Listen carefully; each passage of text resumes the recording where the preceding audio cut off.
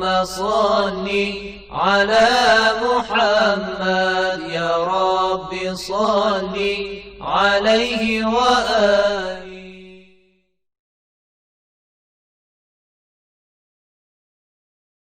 A'udzu billahi minasyaitonir rajim. Bismillahirrahmanirrahim. Alhamdulillahirabbil alamin wassalatu wassalamu ala rasulil azam Muhammad sallallahu alaihi wa alihi wasallam wa ala ahli baitihi thayyibin tahirin. Aqulu lakum assalamualaikum warahmatullahi wabarakatuh.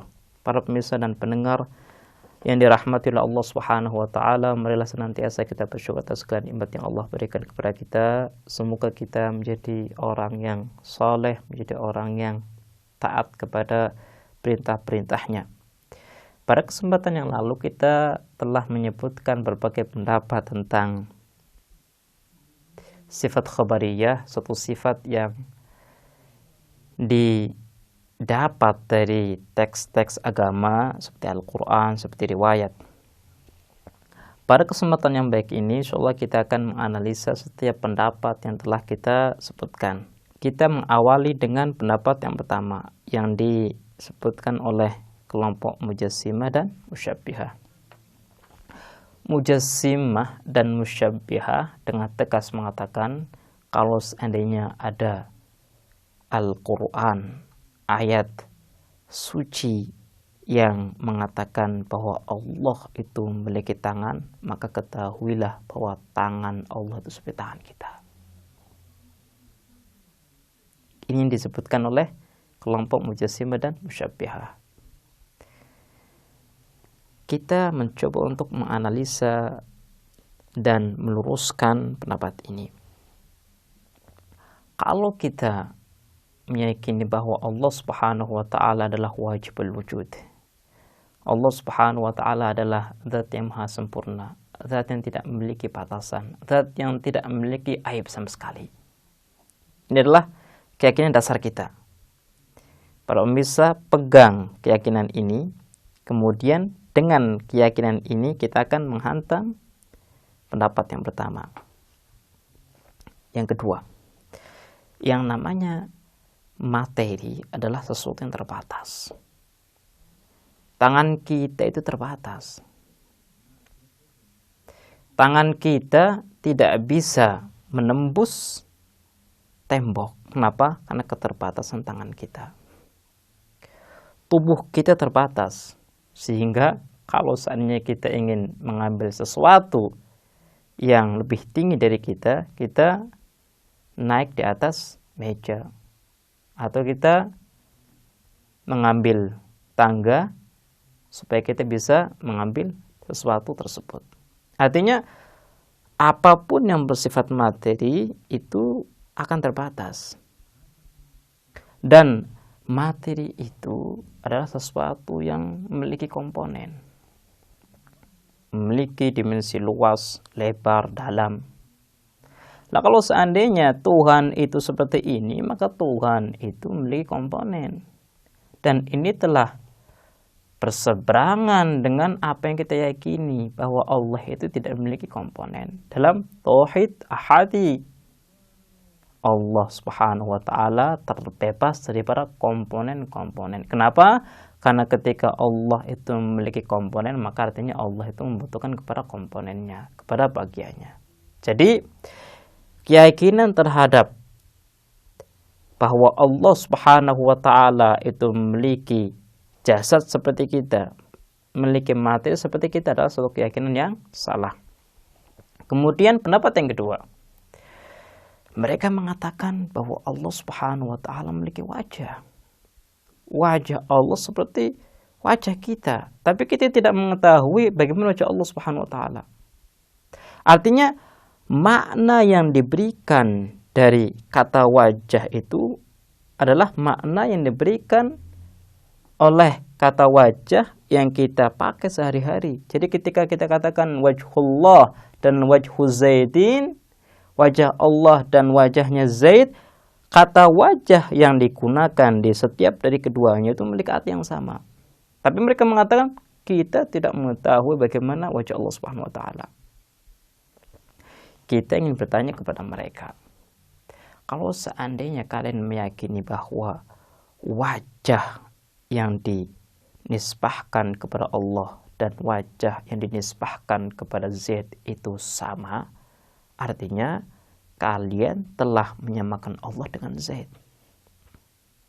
Bagaimana mungkin ketika kalian menyamakan arti wajah yang dinisbahkan kepada Allah dan arti wajah yang dinisbahkan kepada Zaid, kemudian kalian mengatakan kami tidak mengetahui bagaimana wajah Allah Subhanahu wa taala. Ini kalian harus mengatakan wajah Allah itu materi, wajah Allah terbatas. Ini yang harus kalian katakan.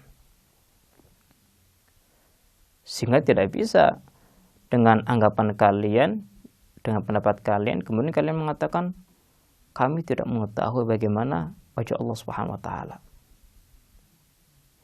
Makanya kita harus luruskan pendapat yang kedua ini.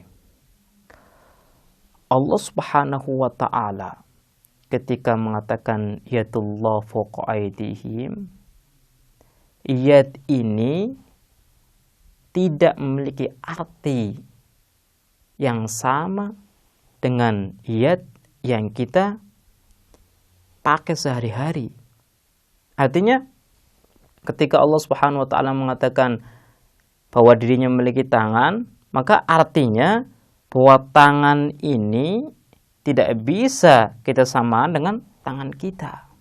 Karena tangan kita adalah tangan yang serba kurang. Sehingga makna daripada yad di sini tidak boleh disamakan dengan makna kata yad yang dinisbahkan kepada manusia yang memiliki arti tangan materi.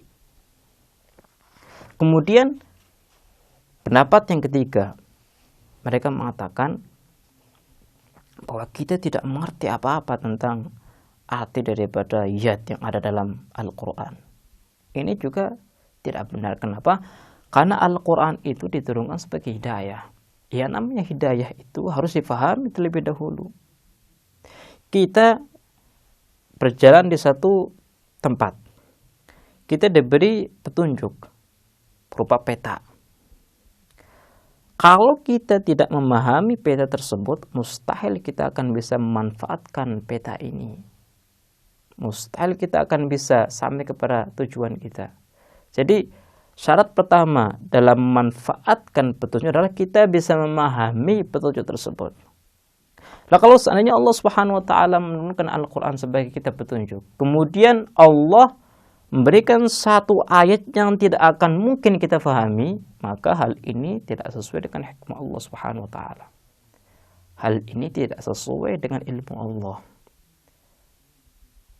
Ketika Allah adalah maha berilmu, maha sempurna, artinya seluruh perbuatan Allah itu harus sempurna. Bagaimana mungkin Allah yang maha sempurna menurunkan sesuatu sebagai petunjuk, tapi sesuatu itu tidak bisa kita fahami. Hal ini sangatlah jauh dari kebenaran. Makanya Allah Subhanahu wa taala dalam Al-Qur'an mengatakan bahwa Quran itu cahaya. Ketika Quran memiliki sifat menyinari, artinya kita bisa memanfaatkan sinar Al-Quran, cahaya Al-Quran. Bisa memanfaatkan cahaya Al-Quran berarti kita bisa memahami Al-Quran. Itu artinya. Jadi pendapat yang ketiga adalah pendapat yang salah. Kita mencoba beralih kepada pendapat yang keempat. Pendapat yang keempat lebih jeli. Mereka mengatakan bahwa sifat-sifat yang disebutkan oleh Al-Quran yang secara zahir itu mengarah kepada materi, kita harus takwil. Kita harus berusaha untuk memahami arti sesungguhnya. Ketika Allah Subhanahu wa taala mengatakan yadullah, Allah itu tidak ingin mengatakan kepada kita bahwa Allah itu memiliki tangan seperti kita. Dan Allah juga tidak menginginkan supaya kita tidak memahami perkataannya, karena ini bertolak belakang dengan hidayah yang merupakan dimensi daripada Al-Quran. Maka harus ada solusi lain, harus ada penjelasan lain. Mereka yang berada di kelompok yang keempat ini mengatakan bahwa maksud daripada sifat-sifat yang mengarah kepada materi memiliki arti lain. memiliki arti yang sesuai dengan zat Allah Subhanahu wa taala, zat yang maha sempurna. Seperti yad. Yad ini bisa berarti tangan secara materi dan juga bisa berarti kedermawanan. Makanya kalau kita mengatakan kepada orang yang dermawan, kita katakan tangannya selalu terbuka. Artinya dia selalu memberi sesuatu kepada orang-orang yang membutuhkan. Allah juga sama. Ketika Allah itu mengatakan yadullah, boleh jadi Allah itu adalah zat yang maha dermawan, dan boleh jadi Allah itu adalah zat yang maha kuat. Karena yad juga bisa menjadi simbol kedermawanan dan juga bisa simbol kekuatan. Baiklah pemirsa, ini adalah analisa tentang pendapat-pendapat terkait dengan sifat khabariyah, dan insyaallah kita akan melanjutkan bahasan ma'rifatullah di kesempatan yang lain. Kita akhiri, wassalamualaikum warahmatullahi wabarakatuh.